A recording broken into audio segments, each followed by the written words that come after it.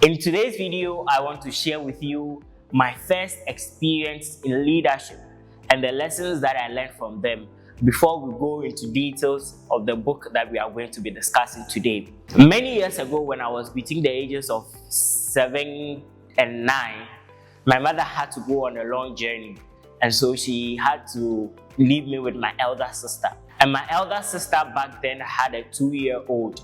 And this 2-year-old, anytime we came back from school and their parents were not back home yet, I had to lead. So there were instructions that were giving me, maybe what to eat, what to prepare, how to take off her, help her with the homework and stuff like that. So I was practically the leader in the home whenever the parents are not around.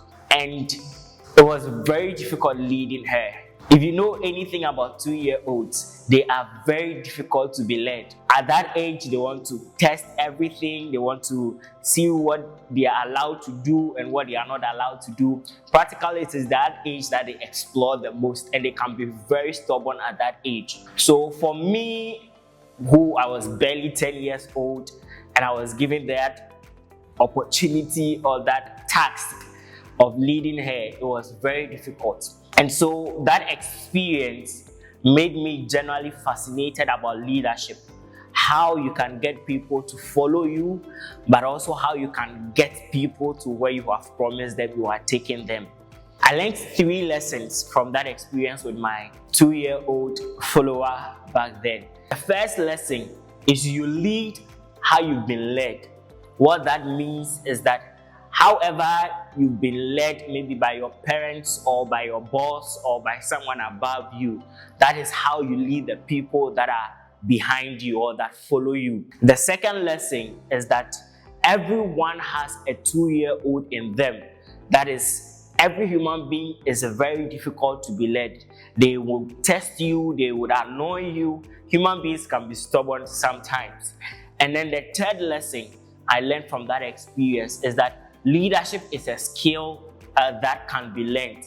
There is this debate that people say, are leaders born? Other people think leaders are made. I don't believe that leaders are born alone, but leaders are also made. What that means is that to be a leader, you have to be born. To be anything on earth, you have to be born. So yes, you have to be born for you to be a leader. Leadership does not come naturally to everyone. Leadership is something that can be learned. It's like any muscle. It can be developed and it can be built. So leaders have to be made even after they are born. And in this video, we are talking about the 5 levels of leadership by John Maxwell. The first level is positional. The positional level of leadership is the stage where you have been given the right to lead. In any organization, whether you merit it, whether it is by virtue of your qualification or just by your age or experience, whenever you are in leadership, the first level is position. That is the title you have been given or the position you have been given as a leader. But you don't just dwell there. A lot of leadership mistake I have seen is when people overdwell on their title or the position they have as leaders. They tend to become tyrants or dictators, or they use fear and force and threats to get people to do what they want them to do. If you are interested in leveling up or growing your leadership, don't just dwell on the position you have. Go to the next level, which is the permissional leadership or permissional level.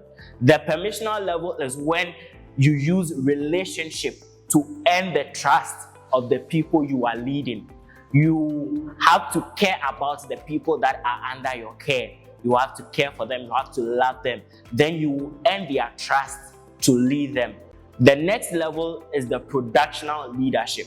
This is the level of leadership where you produce results, where together with your team, you meet your target, and then you accomplish that which you have been set to lead over. And people follow you because they know you can get things done.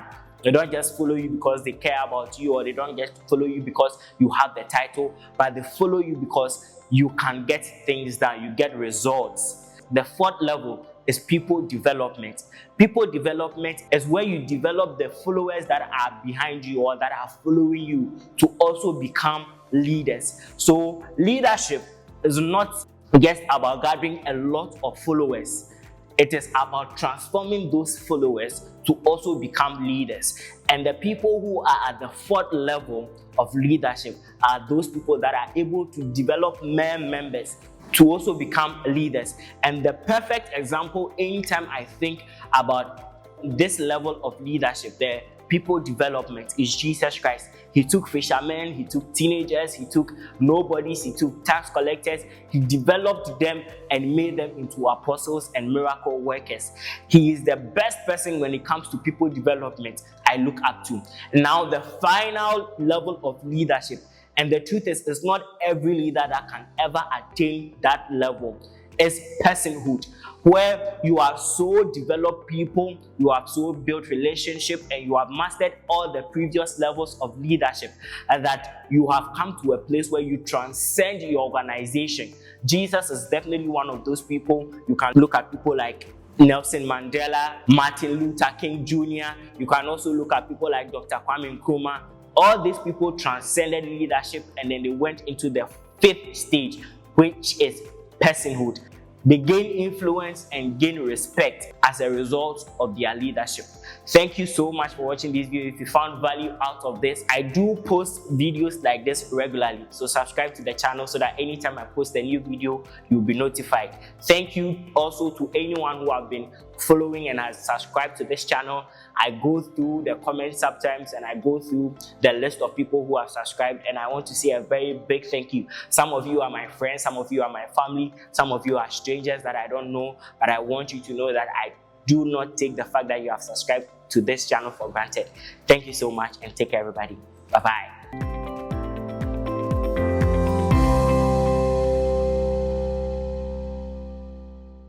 If you like the video you just watched, check out this video for more.